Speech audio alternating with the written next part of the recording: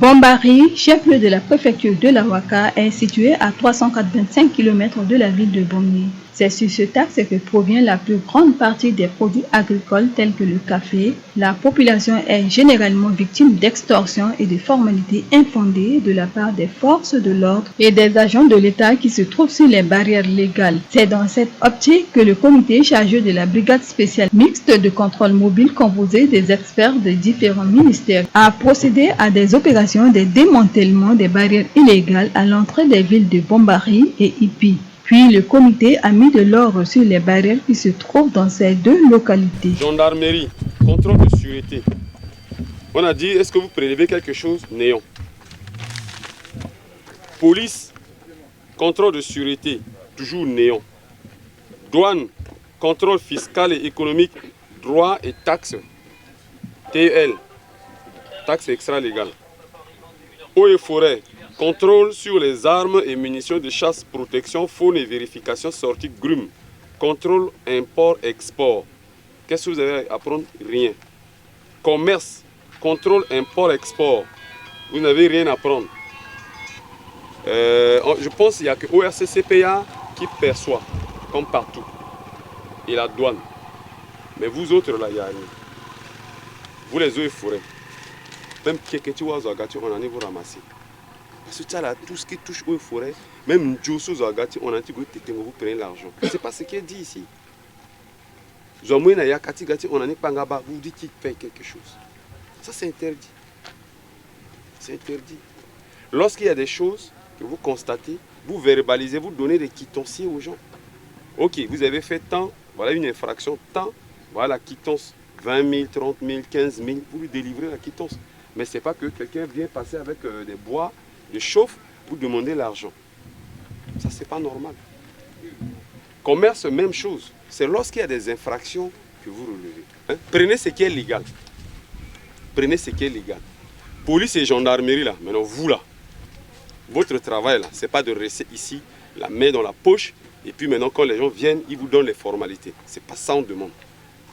Contrôle sûreté, là, ça veut dire que vous venez d'abord, là, quand le véhicule est garé, vous faites descendre les passagers du véhicule. Vous allez là-bas, vous vérifiez le véhicule. Vous revenez, vous vérifiez les papiers des gens. Si quelqu'un n'a pas de papier là, vous l'arrêtez. Vous le ramenez à l'unité là-bas pour que le commissaire ou le CB puisse faire le reste du travail. Maintenant, à l'issue, c'est vous qui allez soulever la barrière. Vous, gendarmes et policiers. Là. Nous sommes très contents de voir les autorités venues de Bangui pour nous libérer des mauvaises pratiques qui n'honorent pas la nation. Cela prouve que le président de la République, Faustin Archange Touadéra, est proche de sa population. On s'est inquiété parce que ça a été déjà fait entre Bangui et Sibut et il a fallu attendre 1 mois, 2 mois plus tard pour que cette mission arrive à Bombari. Et aujourd'hui, c'est devenu une réalité. Et on est en train de démanteler l'une des barrières au PK12 axe Bombari et Grimari.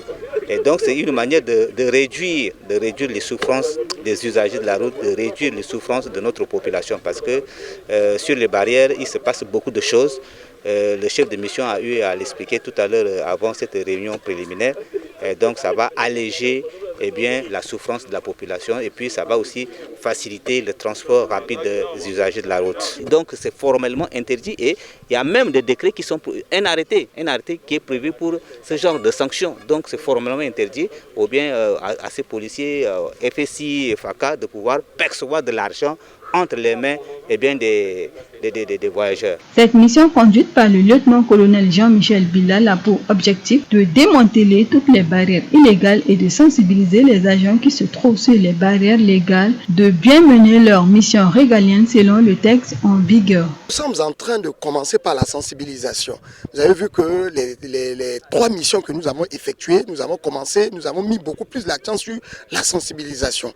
Les axes que nous avons déjà sensibilisés, à partir de là où nous parlons, automatiquement en cas de récidivisme, en cas de non-respect des textes, les sanctions vont tomber. les axes que nous n'avons pas encore empruntés, nous allons continuer dans la voie de la sensibilisation, comme on a fait. Par exemple, au niveau de Bombari, on ne va pas dire que la sanction va tomber.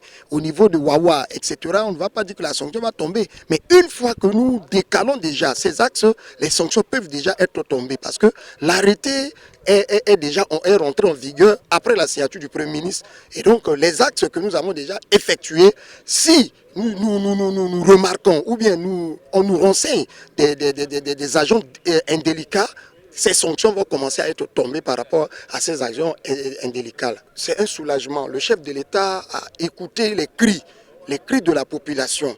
Et c'est une manière de répondre à ces cris que le chef de l'État a mis ce décret en place. La population doit profiter de ce décret pour pouvoir dénoncer un certain nombre de comportements des agents qui exercent sur les barrières. Et que nous exhortons les populations de ne pas avoir